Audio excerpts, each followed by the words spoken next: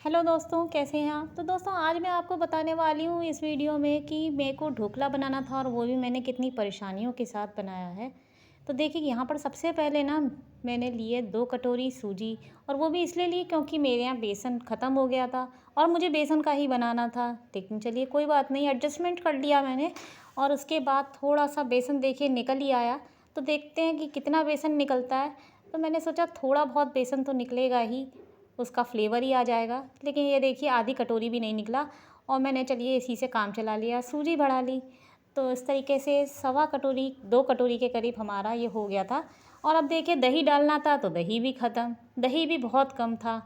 तो यानी जो भी चीज़ मैं देख रही थी ना वो ख़त्म ही निकल रही थी। और अब मैं अपने हस्बैंड को कह के बैठ गई थी कि मुझे तो आज ढोकला बनेगा, तो वो भी खुश हो गए थे। तो अब मैं क्या करती?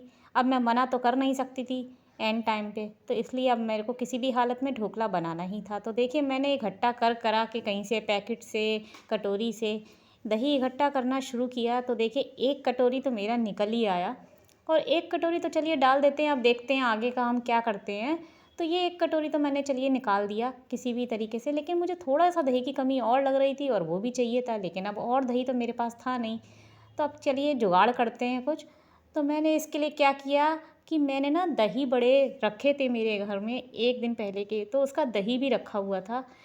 तो मैंने उसकी पकौड़ियाँ निकाल लीं और उसका जो दही होता है ना, वो मैंने ले लिया। देखिए, अब ये दही बिल्कुल सही था और एकदम परफ़ेक्ट था इसके लिए, तो मैंने इसका थोड़ा-सा दही लिया और इसमें नमक वग़ैरह सब मिला ही हुआ था। तो बस इसी को मैंने लेकर और ढोकले के बैटर में डाल दिया और बस मेरा काम पूरा हो गया। अब बस मुझे कुछ नहीं करना था, ऐसे फेंटना था और इसके बाद थोड़ा-सा डालना था इसमें स्वाद अनुसार नमक।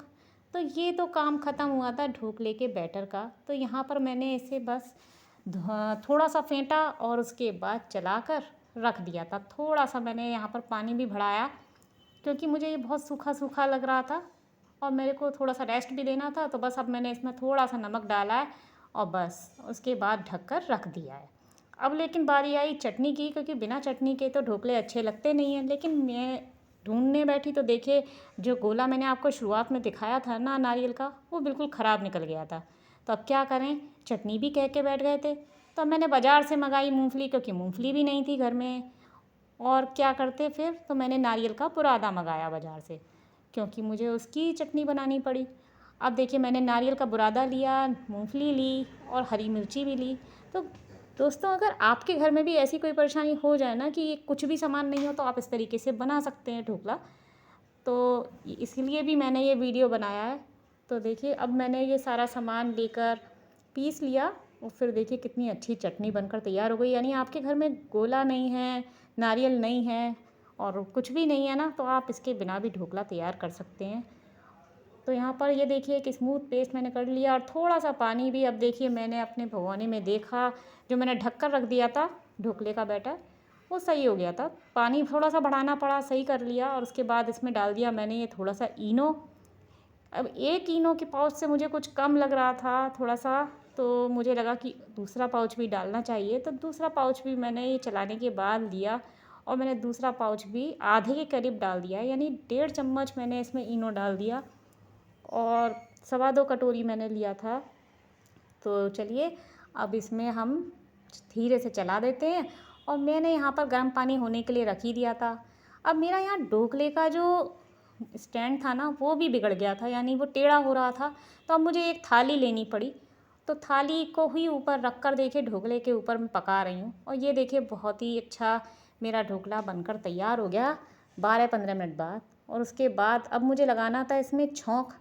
तो मैंने थोड़ा-सा डाला ऑलिव ऑयल और ऑलिव ऑयल के अंदर आप कोई सा भी तेल ले सकते हैं, आपकी मर्ज़ी है जो आप खाते हो। और देखिए यहाँ मैंने चटकाई राई और इसके बाद ना देखिए फिर मैंने डाला एक कटोरी, बड़ी कटोरी पानी लिया और उसमें मैंने घोली है चीनी। चीनी करीब मैंने 1.5 चम्मच के करीब ली है अच्छे से। थोड़ा-सा मीठा आप अपने स्वाद के अनुसार ले लीजिए। ये मेरा थोड़ा छोटा चम्मच है। उसके बाद मैंने इसमें ना डाल दिया और फिर ना इसको एक खौल भी मारनी है। तो थोड़ी देर तक आपको खौलाना पड़ेगा, कम से कम 2 मिनट या 3 मिनट तक और अच्छे से। और फिर देखिए इसको धोकर फिर से डाल दीजिए, जो थोड़ी बहुत चीनी चिपकी रह जाती है ना, वो भी डाल दीजिए। और इसके बाद डालने के बाद ना इसी में हम क्या करेंगे, थोड़ा सा नमक भी डाल देंगे स्वाद के अनुसार। और जैसे मैंने डाला है तो यहाँ पे चीनी, नमक और थोड़ी सी ऑयल डाल के और राई डाली है और फिर उसमें नमक, चीनी। अब देखिए यहाँ मैंने जो चटनी पीसी थी ना उसमें मैं नींबू निचोड़ रही हूँ खट्टेपन के लिए, तो ताकि ये और भी टेस्ट में अच्छी हो जाए। अब आप चाहें तो यहाँ पर राई का छौंक भी लगा सकते हैं चटनी में, लेकिन मैं नहीं लगाती, इसकी कोई ज़रूरत महसूस नहीं होती मुझे। और यहाँ पर मेरा छौंक भी तैयार हो गया है, देखिए उबल गया था। और यहाँ मैंने कड़ी पत्ता वगैरह भी सब आप डाल लीजिए। और इसके बाद हरी मिर्ची भी मैंने इसमें डाल दी हैं, उबलते समय ही डाल दी थी। और फिर देखिए नींबू निचोड़ दिया मैंने ऊपर से। और इसके बाद इस पानी को ना अब अपने ढोकले के ऊपर डाल लीजिए, खूब अच्छे से फैला लीजिए, क्योंकि है ना अभी जब तक ठंडा भी हो गया है, जब तक मेरा पानी खौला था ना तब तक ये ठंडा भी हो गया है। तो बस इसी तरीके से मैंने खूब सारा पानी इसके ऊपर डाल लिया है। ये सारा ढोकला ना सोख लेता है पानी अंदर ही, और भी ज़्यादा स्पंजी इससे हो जाएगा और भी ज़्यादा बढ़िया टेस्ट हो जाता है, खट्टा मीठा टेस्ट आता है। तो आप अच्छे से इसमें डाल लीजिए जितनी महसूस हो। उसके बाद ना चाकू से मैंने इसमें लगा लिए हैं बड़े अच्छे से कट। तो देखिए अब मेरा ढोकला खाने के लिए तैयार है। आपको कैसा लगा मेरा ढोकला बताइएगा, और पसंद आए तो लाइक करें, सब्सक्राइब करें।